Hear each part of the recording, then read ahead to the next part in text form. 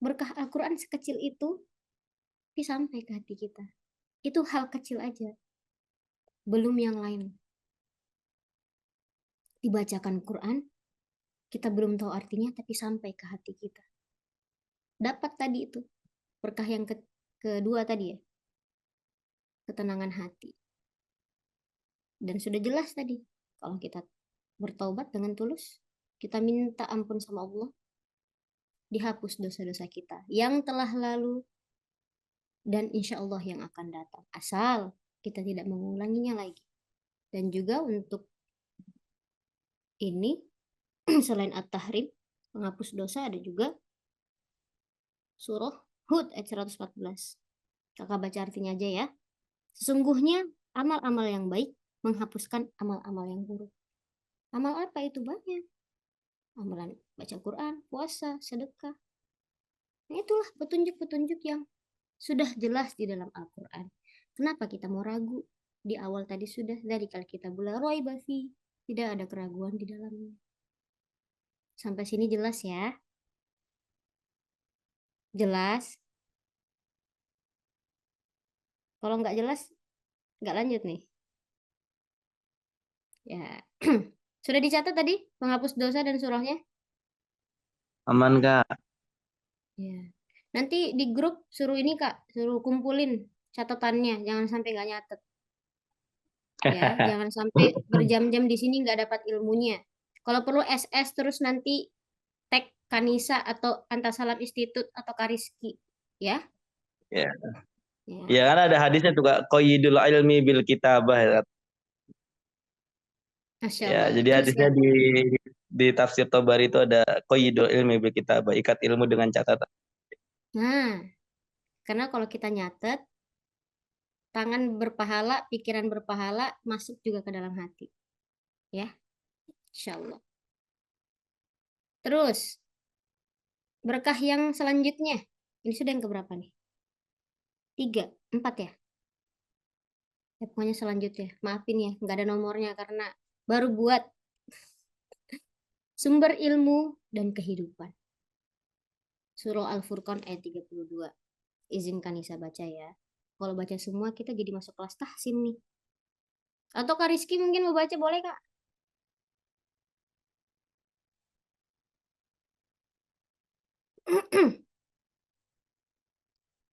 Surah, Iya, bentar-bentar. Kita coba ya. apa mau cepet-cepetan buka Quran nih? Siapa yang mau cepet dapat nih? Al-Furqan ya, juz 18. Terus Ya, 19. ayat 32. Ya Allah. Al-Furqan ayat 32. Iya. Ya. A'udzu billahi minasy syaithanir rajim. وقال الذين كفروا لولا نزل عليه القرآن جملة واحدة كذلك لنثبت به فؤادك ورتلناه ترتيلا صدق الله العظيم. Masya Allah. Ternyata kakak founder kita juga suaranya nggak kalah bagus. وقال الذين كفروا لولا نزل عليه القرآن. Orang-orang kufur. وقال الذين كفروا. Berkata, mengapa Al-Quran itu tidak diturunkan sekaligus? Maksudnya kenapa nggak langsung satu dari Al-Fatihah sampai An-Nas langsung turun? Ada yang bisa jawab nggak? Ini bidangnya Kak Rizky Prayoga sih. Ada yang bisa kaitkan nggak dengan berkah yang keempat nih, sumber ilmu dan kehidupan? Kenapa sih Quran itu turunnya berangsur-angsur? Ya, saya coba masuk kali dikit ya, Kak. Boleh. Memang bidang beliau nih. Enggak, ya kan sama-sama belajar tadi. Jadi Ya, di siap Kak. tafsirnya Sayyid Qutb ya, tafsir fi Dhilalil Quran itu cukup bagus dia menjelaskan Wa qala alladziina kafaru laula nuzila 'alal Qur'anu jumlatan wahidah. Ya, berkaitan dengan turunnya Quran, memang aslinya Quran itu turun langsung satu utuh, tetapi itu turun ke Baitul Izzah. Ya, di Baitul Izzah turun full, lalu masuk pelan-pelan ke apa, berangsur-angsur kepada Nabi, karena ibarat misalkan perubahan sebuah kaum, ya karena Quran itu isinya ideal ya, dan 100% dia bagus nuju. Nah, kalau misalkan langsung ditugasin semuanya, maka akan sulit. Sehingga ada juga namanya sifat syariat itu tadarrujan, step by step, berproses, sehingga disesuaikan dengan keadaan tertentu, disesuaikan dengan kebutuhan tertentu, sehingga Quran bisa mengubah sebuah kaum dengan idealismenya ya secara berangsur-angsur, sehingga bisa diterima dengan baik oleh masyarakat. Karena kalau langsung dikasih hal yang ideal, nggak ada yang sanggup. Kira-kira begitu. Betul, betul sekali, Masya Allah. Makanya, Kasih makanya Bro teksnya Sugeng. kan linutab bitabihi fuadak, untuk menetapkan atau menguatkan akal kita, kecerdasan kita. Karena kalau misalkan ibaratnya file yang giganya gede langsung ditransfer ya berat ya gitu kira-kira.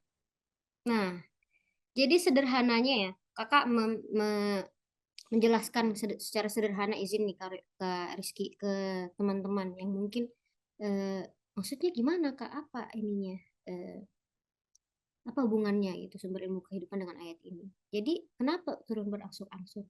Ya, jadi segala ketika Nabi itu menerima wahyu ayat, ya itu sesuai dengan peristiwa yang terjadi, supaya kita, bukan kita, kaum saat itu belajar.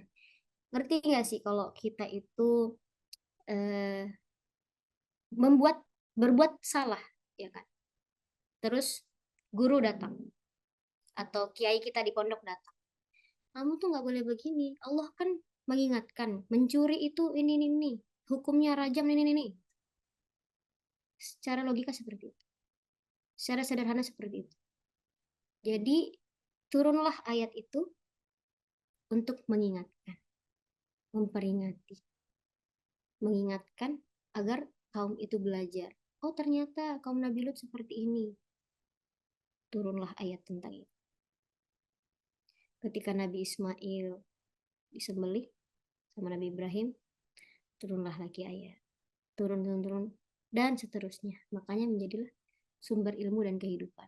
Dan tadi video di awal, tuh kalau kita itu nggak meneliti secara detail ya, nggak sampai ke otak kita sebenarnya. Makanya luasnya ilmu Al-Quran itu Masya Allah. Para ilmuwan aja sampai geleng-geleng melihat isi Quran. Ya, bismillah ya. Berkah keempat, sumber ilmu dan kehidupan. Kita lanjut. Ini berkah yang ke lanjutnya, tameng dan obat. Al-Baqarah 286. Ini mungkin sudah hafal semua ya. La yukallifullahu nafsan illa wus'aha. Laha ma kasabat wa 'alaiha ma iktasabat, dan seterusnya. Tameng dan obat.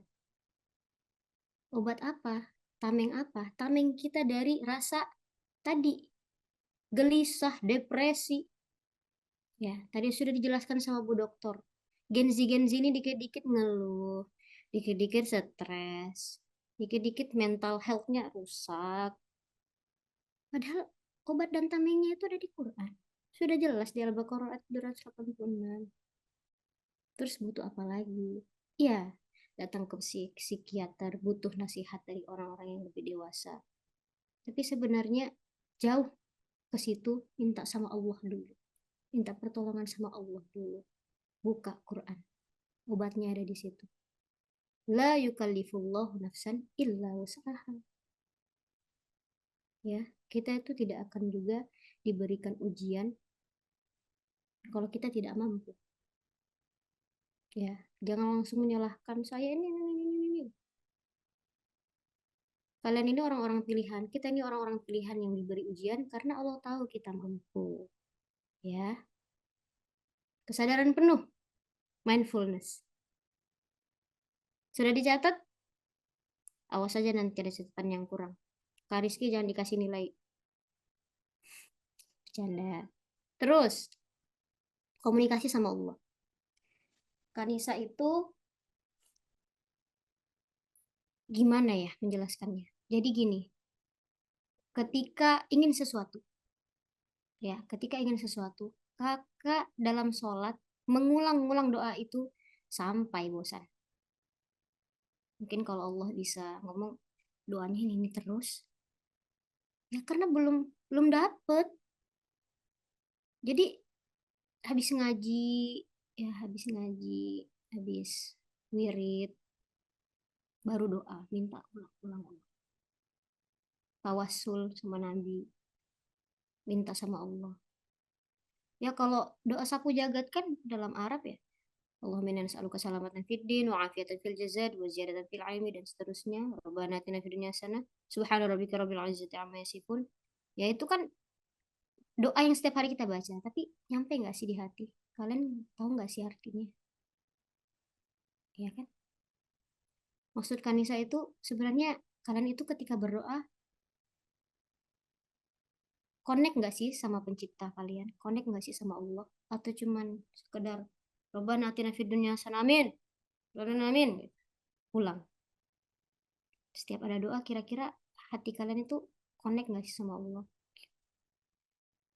Gimana mau dapat berkah Quran kalau komunikasi sama Allah aja kita pelit? Mau sholat aja buru-buru. Lagi sholat aja masih mikir, aduh tadi kunci motor di mana ya? Aduh, habis ini kemana ya? Aduh tadi bapak, ibu tadi nitip apa ya ke pasar? Tuh, bisa nggak ketika kita sholat, ketika kita ngaji, pusatkan pikiran kita itu sama Allah aja. Pusatkan pikiran kita itu betul-betul sama Quran aja. Karena komunikasi kita itu di situ. Ya, insya Allah. Next. Berkah yang selanjutnya adalah bekal amal kebaikan. Di sini ada satu hadis ya, yang akan disambil. Barang siapa yang membaca satu huruf dari Al-Quran, maka baginya satu kebaikan. Dan tiap satu kebaikan itu dilipat gandakan menjadi 10. Hadis riwayat Tirmizi. Satu huruf aja, kita sudah dapat satu kebaikan. Dikali lipat lagi. Dilipat gandakan lagi. Gimana kalau kita baca sehari satu juz? Ya, sehari satu lembar lah minimal. Jangan sampai sehari itu nggak ngaji sama sekali. Sombong banget kamu yang punya dunia. Sombong banget kamu yang punya kampus. Allah loh yang punya semuanya. Gitu. Kasih makan hati ini dengan ayat-ayat Al-Quran. Pikiran kalian yang ruwet dan gelisah itu kasih makan ayat-ayat Quran. Banyakin zikir. Ala bidzikrillahi tatma'innul qulub. Biar tenang itu hati. Jangan disuruh buat overthinking terus. Jangan scroll-scroll sosmed terus. Ya dikit-dikit pasti overthinking. Ngelihat masalah ini, ngelihat itu. Ngelihat ada yang cerai, ada yang itu. Ada pembunuhan, ada kebakaran. Karena kita terlalu banyak melihat dunia luar, padahal hati kita tuh sebenarnya butuh istirahat. Hati kita tuh butuh obat, butuh bekal. Kenapa mau pusingin semua yang terjadi? Artis-artis itu yang terjadi, kenapa mau pusing itu semua? Hah? Memangnya bekal kita sudah banyak? Ya, kita sudah, teman-teman yang sudah menginjak dewasa, mungkin kalau sekarang masih mikir, ah, kan aku kan masih ini, masih itu. Insya Allah gampang lah gitu. Jangan, nggak ada yang bisa jamin hidup sampai kapan, ya.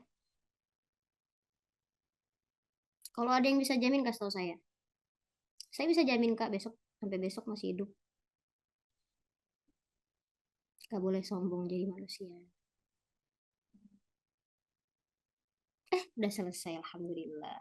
Insya Allah. Ya kira-kira gitu, pas banget jam 9. Mudah-mudahan nggak kepanjangan ya. Dan tadi sudah dicatat ya. Jadi pada intinya adalah keberkahan Al-Quran, poin-poin tadi itu kita akan dapatkan dengan catatan yang pertama, kita mau belajar dulu. Kita kenal dulu Al-Quran. Ya, sudah punya Qurannya, sudah punya, semuanya pasti di rumah sudah punya. Belajar, insya Allah semuanya sudah belajar di TPA, di kampus, di pondok, di musola atau mungkin belajar sama orang tua sudah. Tapi kira-kira nyampe belum di hati. Kalau belum sampai, cek lagi. Kita berarti belajarnya kurang. Ya, insya Allah mudah-mudahan setelah ini teman-teman memahami Al-Quran bisa lebih dalam lagi.